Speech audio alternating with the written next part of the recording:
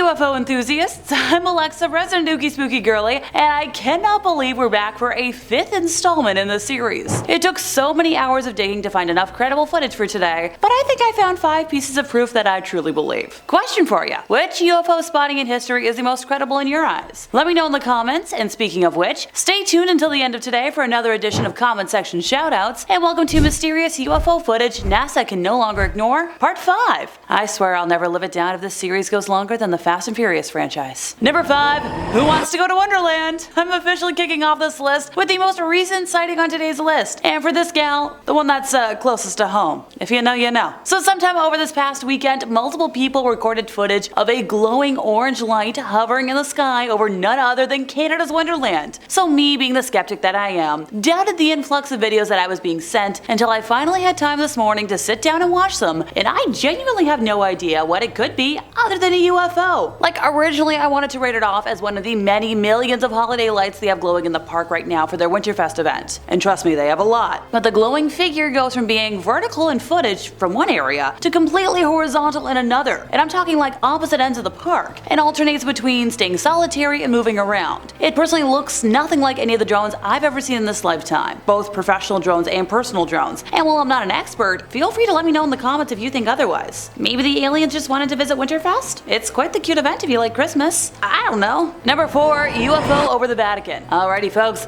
time to travel back a simple 13 years in history to the Vatican, and I promise this time I'm not trying to borrow the chronovisor. I promise. So, was Rome visited by unidentified flying objects? Definitely. And the sightings in the skies over Vatican City stirred newspaper headlines and numerous TV news reports in Italy. So according to reports, it seemed that a UFO flap was taking place in Rome, and that strange objects were also recorded on camera several times. The most important one is the footage of an odd luminous formation taken by 3 security guards stationed in front of the residence of the US ambassador to the Vatican. Now these were qualified witnesses since they are artillerymen, trained experts, in air surveillance. This was around 4 a.m. on the night of June 7th, when these 3 men belonging to the 17-degree anti-aircraft regiment at the Santa Barbara station spotted 3 spherical bright objects hovering the sky above St. Peter's Dome, right in the Vatican, right in the center of Rome. So they promptly filmed the unexpected nocturnal air show with, a cell phone, because that's always what you got on hand. You get a little flip. So from their point of observation in the Roman Monteverde area, they immediately stopped a police patrol because, they're well trained in spotting aircrafts, and they excluded the possibility of a commercial plane, a jet fighter, or a balloon. They described the object's swift maneuvers, mentioning,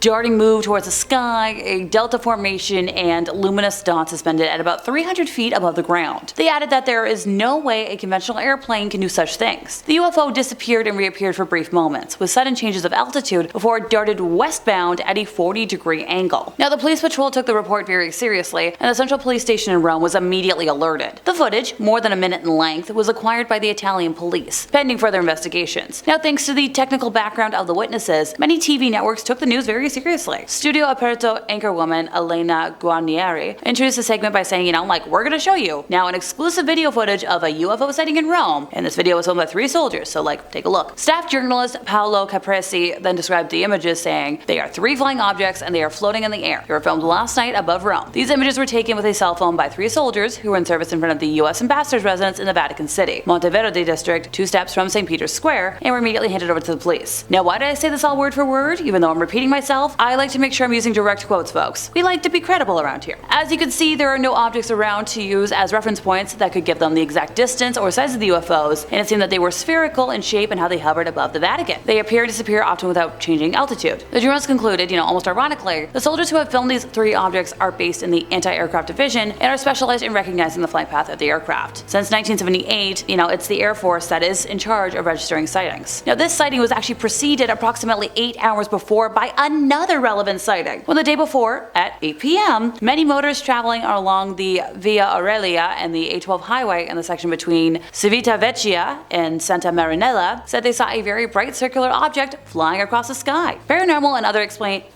other unexplained activity has been reported in and above Vatican City for years. But the increased reports of UFO phenomena immediately following the death of Pope John Paul II had many people in the field of extraterrestrial research wondering if there was some sort of connection. As well, there had been several documented accounts of increased anomalous activity in different locations throughout Vatican City. Yeah, once again, right after that death. My theory? The aliens were in town to pay their respects to the former Pope. We all know they've got a UFO in their archives somewhere. Number 3, Maryborough. So this UFO phenomenon remains unsolved after government authorities and weather experts failed to explain strange orange lights cited by hundreds of residents back in 2011. So at the time, local news outlet The Chronicle was bombarded with phone calls, emails, visitors, you name it, after publishing a story about the hovering objects, which had appeared in the night sky over the city the week before. Now, while all residents had similar descriptions of the glowing balls of light and their slow movements back and forth across the sky, the story did take quite an eerie twist. Nobody was able to successfully capture the unidentified objects with a camera. Now, we do have some of the commentary from the time to share with y'all. Let's start with, my partner, my brother, and I all saw the lights. I tried to film them on my phone, but when I later looked at the footage, nothing showed up. Very strange. This came from Phil and Karina in an email. I took a very magnified photo of the last orange orb, but it does not seem to have come out on my camera, according to somebody named Martine. It was very weird. The lights did not seem to be flying too high above us. I grabbed my binoculars to try and get a better look. It was weird. While I could see a string of lights without the binoculars, when I looked through them, I could only see one light, according to Azoic. And then Greg said, we saw 4 lights in a group. I tried to take photos with my camera, but they didn't come up. That's a lot of witnesses, folks. UFO Research Queensland Sightings Officer Martin Gottschall, who had studied UFOs for more than 30 years, said that he had received the reports about the orange balls of lights. Now, as for the objects not showing up in photographs, he said it seemed as though extraterrestrial crafts could make light do things that we haven't learned yet. People have theorized that maybe the force field around the UFO somehow affects the way in which ordinary light, like infrared, shows up. So for example, when people take photos of what they think is a UFO and there's an aircraft nearby, the aircraft will come out as defined while the UFO is hazy. Now, Gay Kayabiab, the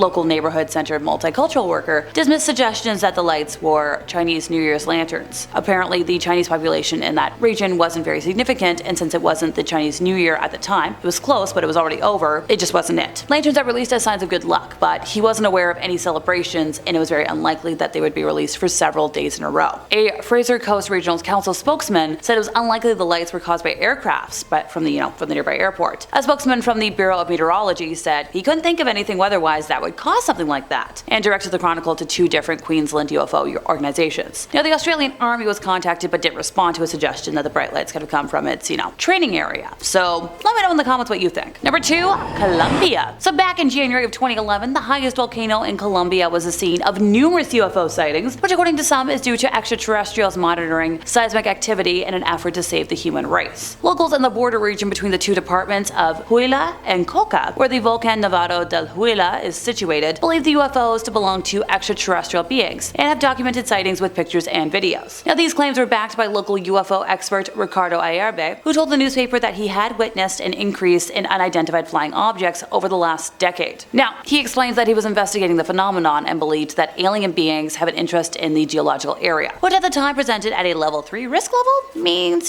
which means that there were some changes in volcanic activity. The activity of a number of volcanoes in the central Andes had not only caused alarm, but also provided a possible explanation for the sightings, according to this expert. We've got a direct quote. Quite possibly these sightings are related to these geological events that have occurred in recent months. At the moment, there have been sightings in areas of geological risk because it seems they have an interest in observing the risks that humanity is taking. Surely with the purpose of intervening to try and save the race from these risks, he explained, apparently with a straight face. Yikes. Number 1, Kansas City. This alleged craft was recorded last October in Raytown, Missouri. The person who submitted it said, unknown aerial object caught on camera, slow moving and sometimes translucent and sometimes rejecting light. Commenter stated, one of the coolest UFO vids yet. Someone's stealth tech is not working 100%. Now others state, incredible find, this is compelling. It's seriously mind-blowing and I cannot stop watching it. Now commenters suspect the object to be at least 7 or 8 feet across. As for anyone who thinks the footage has been faked or edited because the UFO looked blurry, one person gave a possible explanation saying, it's rotating and that's why it looks translucent and changing shape. It's also moving very fast if you check the change in size. But the reason that's taking me away from it is the no change in the picture quality of the craft. It should get blurry due to the distances or changes in light or contrast. It all remains the same even when the craft is moving away very fast. Try imagining a vehicle moving fast on the street. Now others wonder why there is a person or some kind of being running in the video and what they witnessed. The suburbs of Kansas City, Missouri have been very active with UFO, UAP sightings and reports for the last decade. So maybe it's time to take a field trip? And that brings us to the end of our list, which means it's officially time for comment section shoutouts. Alrighty, I'm just gonna dive into some of the crazy comments from part 4 more of this series. User John Geibel2373 said, please include Flash Gordon shorts of the ships landing and taking off with your reports because it's, I think that's the pop you need. I enjoyed your reporting. Thanks, John, and I'll be sure to mention that to the lovely humans who edit these videos. Next up, user Cool to My Ears said, you can get hydrogen-powered drones that will last many hours, or what I thought of is a ground-based, power-tethered drones with a large battery on the ground, depending on length of cable and weight and power of drone to take the drone high up. Oh, neat. The more you know. And finally, a lot of y'all say I talked fast, and that tends to happen when I get excited. I promise I do my best to keep it contained, but noted. That's all from me, folks. If you enjoyed my ramblings, could you help us out by giving this video a like, subscribing if you aren't already, hit the bell for more UFO content from us here at Top 5 Scary Videos, and I'll see y'all next time, you lovely spooky people.